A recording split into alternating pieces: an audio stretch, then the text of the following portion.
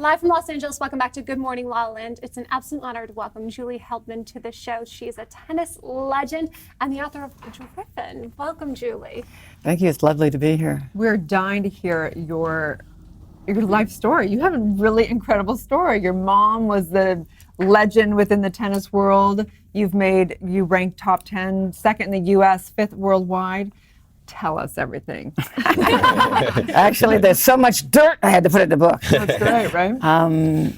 I grew up in a tennis family, basically tennis royalty. My father was from LA. He won the national juniors. He met my mother at Stanford. They got married, and after I was the second, my mother took up playing tennis, and she became absolutely enamored. Everything in her life had to be tennis. And eventually, not that long after, about 5 years after, she started what became the world's largest tennis magazine, and she became incredibly influential. And then she also began to do promotions. So she was in exactly the perfect place in 1970 when the tennis world blew up. Money came into tennis, and very little of it went to the women. Matter of fact, the men tried to take it away from us. So my mother started the Women's Pro Tour. And I was one of the original 9 players on the tour. Wow. At that stage, I had been ranked the previous year 5 in the world, so to get enough top players was a big deal, and we got Billie Jean King. Mm-hmm. There were other players, but she was the star in the first year. Mm-hmm. And I played on the tour for a number of years. I had started when I was 8 and became driven when I was 8. And people said they didn't exactly like playing on the other side of the court of me because I like that. But so the tennis world became a real socialite. It was a real kind of, you had to be in the club, literally. Well, when I was growing up, I'm Jewish. I could not have been admitted to many of the clubs where the tournaments were being played. So when professional tennis came around, it moved away from the clubs to large public arenas, in fact, giant public arenas. But the black women or men could not become part of it. And Arthur Ashe just became this amazing star, even though there had been so much prejudice against him. Mm-hmm. So tennis was a very hoity-toity sport. And in the earliest years, women and men played in tournaments together at these clubs. But once the money came in, as I said, it was another thing altogether, and we had to fight for every inch of the territory that we got. Mm-hmm. Julie, we know that Driven, though, is much more than just the game of tennis. It's an emotional journey for you as well. It is very much. As I said, we were such a big part of the tennis world in my family, but nobody knew that my mother emotionally abused me throughout my life. For whatever reason, she picked me as the victim child, and that's what I became, the runt of the litter. And I didn't even know the extent of what it meant because I hadn't lived anybody else's life, and my mother had isolated me from other children and other people. So was there a moment? Was there a moment when you went, I'm not going to be your punching bag anymore? No. It did happen. It happened when I was pregnant. I got pregnant when I was 40. And I said, nothing's going to get in the way of me having this baby. And my mother was just awful to me during my pregnancy. And I stood up and said, it ain't. I didn't stay. I sounded annoyed to her. And that was enough that she didn't talk to me the last 5 months of my pregnancy. So it was during the years that I was in her world, in the tennis world. No, I did not. I tore away little itty bitty bits for myself.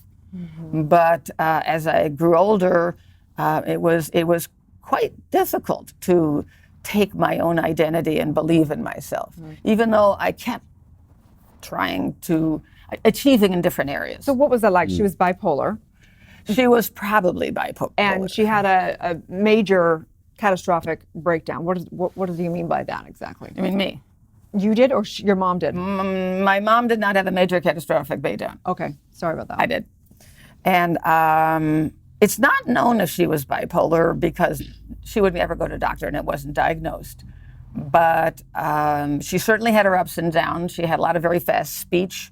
She self-medicated with alcohol. Mm-hmm. It was one of my jobs starting when I was about 8 or 10 to bring her a double scotch and then to start fixing dinner, and then bring her a second double scotch, and then get her to come to the dinner on time so she wasn't too drunk. And I just thought that was normal. I didn't know other families. Right. But for me, a big thing that happened to me was starting when I was around 18, I began to have serious bouts of depression. And I was diagnosed when I was 50 with bipolar. So I was unmedicated. There wasn't much medication back then in that day anyway. But I played, well, I don't know if you ever heard of the Fed Cup. That's a women's world team championships. I won it twice, once playing number 2 to Billie Jean in 1966, and once playing number 1 in 1969. In 66, I was having a very bad emotional time, and I would play my matches, and then I'd have dinner with everybody and go to my room and just be flooded with suicidal thoughts and the world is ending, and then get up the next morning, play the next match, and win. It's fascinating. So fascinating. It's so fascinating. So in my private practice, I work with a lot of professional athletes, some of which are tennis players. And the one thing that people don't know about professional athletes is that they're very good at channeling emotion for very short periods of time, but they're not very good at regulating emotion in ways that are that's happy and healthy. Yeah. What have you discovered about regulating emotion in ways that's happy and healthier than what you were taught? Well, my own path has been that once I crashed, I began to see a therapist. Yeah. And I've seen a therapist, 3 different therapists in my life. And the most recent one, I've been by far the most successful. But also because it's bipolar is kind of like diabetes. You need lithium or some other medicine to help you through. And so I have both a really good doctor who prescribes drugs and a really good therapist. And slowly, I'm building myself. Yeah. But that part about being able to focus for short periods of time, damn right. Yeah. You were terrific. I was very good. I saw the facial rage in those opposing players. Exactly. It's terrific. Yeah. You know, I introduced you at the top of the show as a living legend. What is it that you want your legacy to be?